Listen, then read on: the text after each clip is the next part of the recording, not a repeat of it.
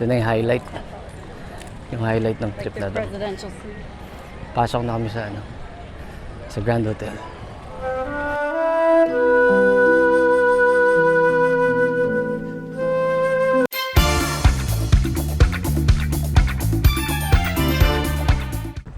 (8:16) in the morning. Papunta na kami sa Mackinac Island. Di ba kailangan ng ticket?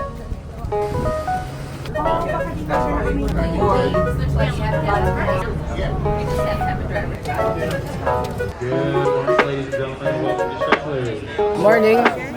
Take picture daw in case mawala. Okay, please stay in the line here. Huwag kayo dyan sa labas.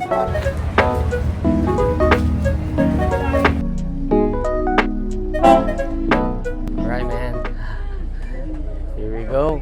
Good morning, ladies and gentlemen. Welcome aboard William Richard for your trip to Mackinac Island. For your general knowledge, life jackets here on the top. While we're underway, please do not hesitate. 20 minutes yung yung boat ride. 65 pages of history Papunta dun sa- information. ayun yung island. Yun.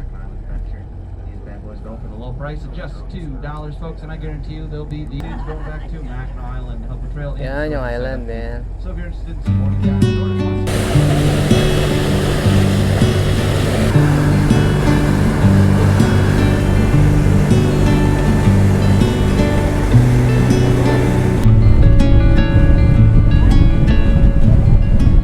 Alright, we're here, man.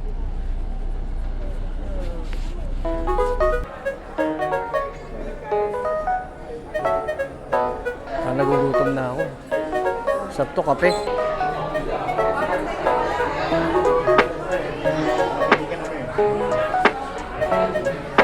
Hoy, ganda dito, men. Oh, wow. Para ka nasa Universal Studios. Ito pala yung ito yung taxi papuntang Grand Hotel. Uy, malis na. Sasakay ako eh.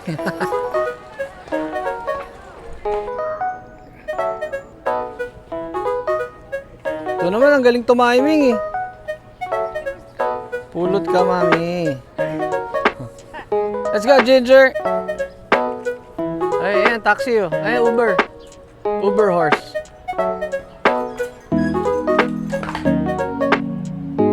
Hindi kayang i-justify ng ng camera yung nakikita ko. Ang ganda dito. So, puro 18th century. So na-capture pala to nung nung 18th century, 1812 ng mga British, pero binalik din kaagad sa US. That's a little bit of history for you. This is it, man. Dito nag-drive si Richard Collier nung papasok nung 1979. Ayan. Ayan, dyan. Lapit na kami sa Grand Hotel. Exciting. Tapos banda doon yung bahay ni Arthur. Ayun oh. Amazing.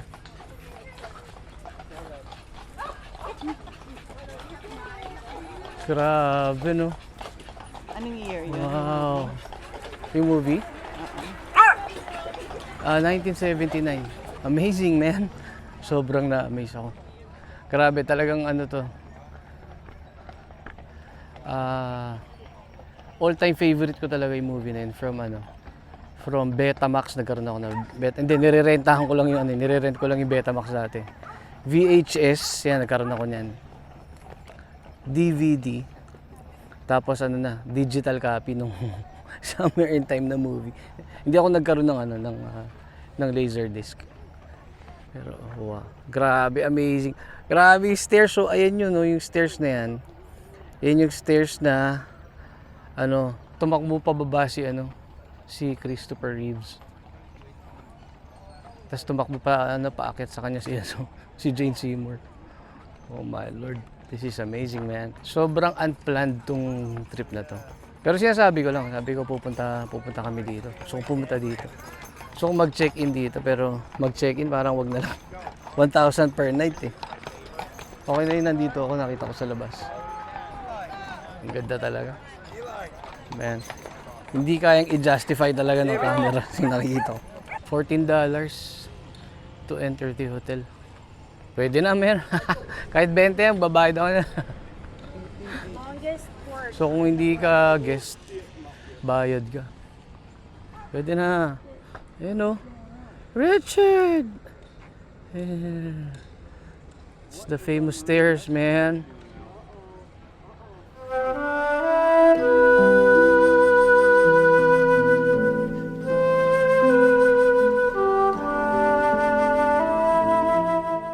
Ito, dito yung ano yung hinabol siya ni ano, ni Christopher Plummer nung sumakay sila sa Kalesa. Ayan, dyan yun. Nung unang date nila.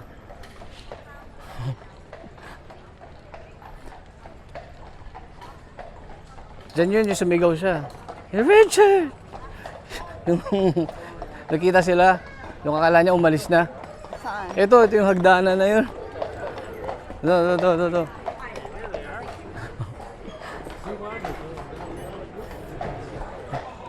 This is it, man. Ito yun, oh. Ito yung hagdanan. Sige, punta ka doon. Hindi, bumaba ka dun. Tapos magsisigaw ka, paakit ka. Kunyari na lang dito. Hindi, dapat nandun ka sa may grass. Tapos tatakbo ka. Tapos guluguluhin mo yung buhok mo. Hindi na, wag na. Ha? Amazing, man.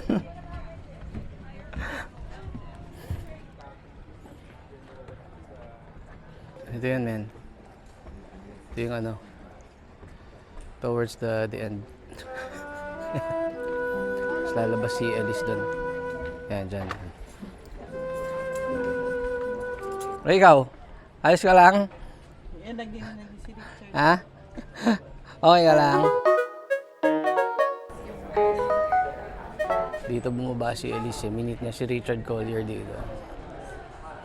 Yan dyan. Nandito yung Kalesa. Tapos nandiyan si Christopher Plummer.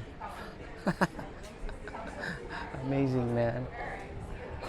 Grand Hotel. Opened 1887. Ang architect niya si Alfonso Howe. Ang contractor si Charles Kasky. Classical design that will live forever. Amazing. I'm sorry you went to get it right. Dito na kami sa tour. So, 1.5 hour yung tour. Huwag ka pala matulog kasi How are you doing today? Good! Good. That's what we like to hear. All right. So like you said, my name is Emily, and I'll be giving you guys the first part of your tour today. But more importantly, let me introduce you to the stars of the show. The big, beautiful horses we have in front of us. To our left, we have Zach. Can everyone say hi, Zach? Hi, Zach! And to our right, we have Zeb. And everyone say hello, Zeb. Hello, Zed! Kailangan pala bumaba.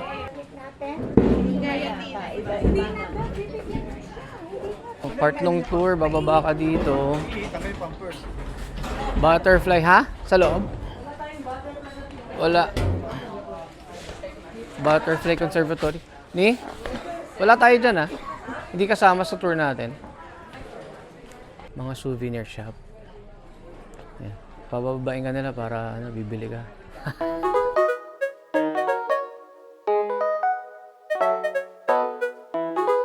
Dati pala iba pa lang itsura ng ng karon ng patay. So, dati ito. Yan. Tatawag sa kanya Mackinac Island Hearse. Since 1875.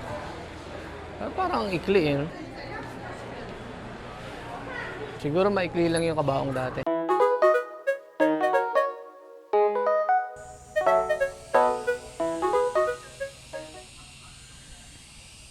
Kala ko yung area. Ganda eh. Ganda. Ito yung mga auto nung unang panahon. Nung 1800s. Oh, ayan, 1897. Yan yung sa kotse, sa glove compartment. Owner's manual. Oh. Di ba? Manufacturing company. Nakalagay. Rumble seat trap. Also Folding known as seat trap. folding seat. Oh. Oh, na gagawin. High-tech na yun, oo, natitiklop na.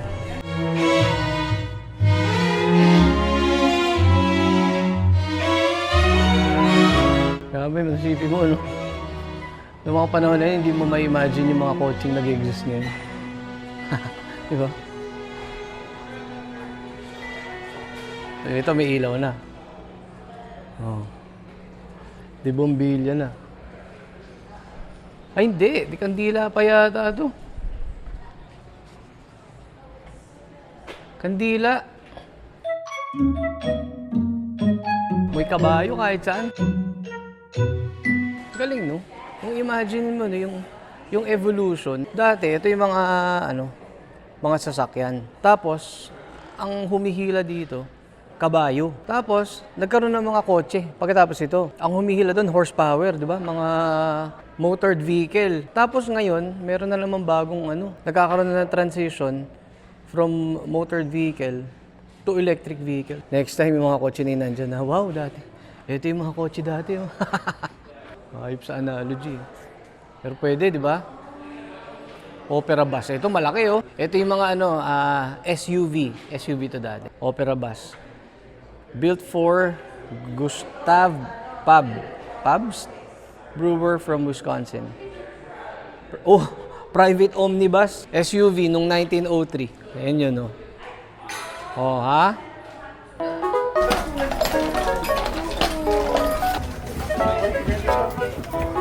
Papunta na kami ng No, si Pat. ng Mamo, we should all be together. Grand Hotel. Doon kami sa loob. Ito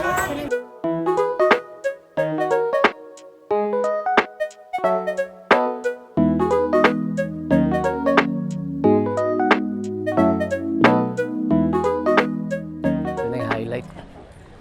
Yung highlight ng trip na doon. Presidential suite. Pasok na kami sa sa Grand Hotel. Sana nandun yung bench, no? Oh. Kung saan nakatulog si si Richard. Richard Collier.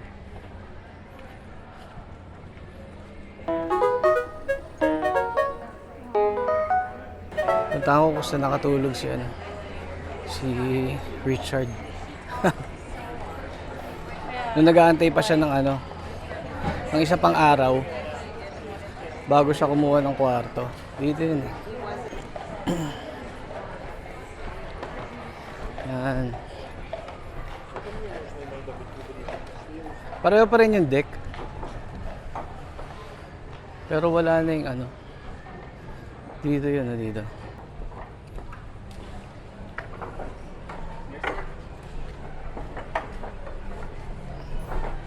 Ito yung spot na yun, eh. Diba? Tapos nagising siya kasi nahabol niya yung 9 o'clock, eh. 9 a.m. yung check-in, eh.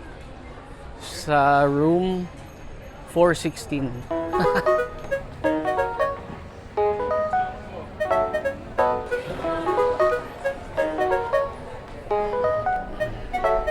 Here's the entrance to the Grand Hotel, man.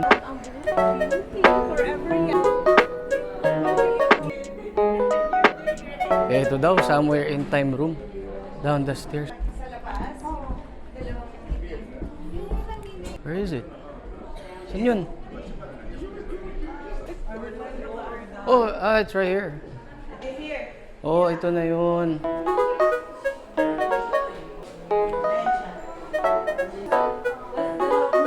There's Elise, man. Ayan, oh. Picture ni Elise. Pero painting. Ito yung hat. Jane Seymour. So yun lang yun. Yun na yung Summer in Time room. Hati pa. Kasi meron din palang isa pang movie na dito rin film nung 1940s. So makita yung lobby. Yun yung pinaka significant, eh. Yung lobby, yung labas, yung main entrance. Yung gazebo medyo malayo dito. So basically ito na lang pala yun. This is it, man. Summer in Time room. Tsaka This Time for Keeps, yun yung movie. Panoorin nga natin yun. Saan yung ano? Reception. Wala nang reception, men. Ito yung dating reception sa movie. Ito. Wala, ito yung reception sa movie. Hindi na siya reception. Oh, wala na. $1,000 overnight. 1,200. 1,200 per night. My God. But it's still good, man. I'm here. Grand Hotel. Bata pa lang ako. Elementary ako. Sabi ko, gusto kong pumunta dito. Wala, ito na yung reception. Yun na. Concierge pala yun. Ito na yung ano yung reception. Ito na.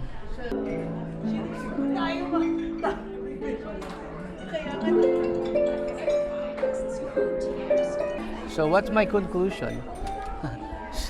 Worth it ba? May 14 bucks lang naman to get in. Pero kung hindi ka naman fanatic, sayang $14 mo. Kung mamamasyal ka lang dito. Goodbye, Grand Hotel.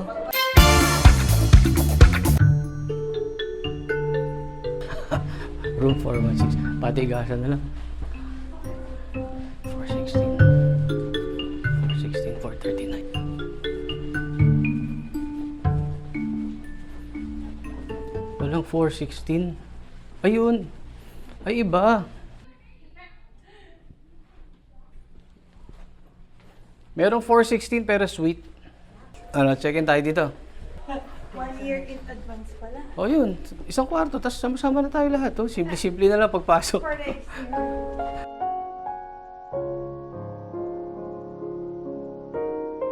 Dito yun eh. Sumisigaw si Elise. Richard! Asan doon si Richard? Andun. Yun, doon. Meron dito.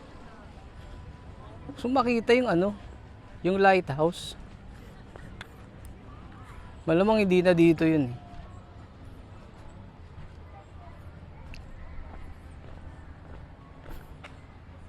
Parang botanical garden. Yeah, that's about it, man.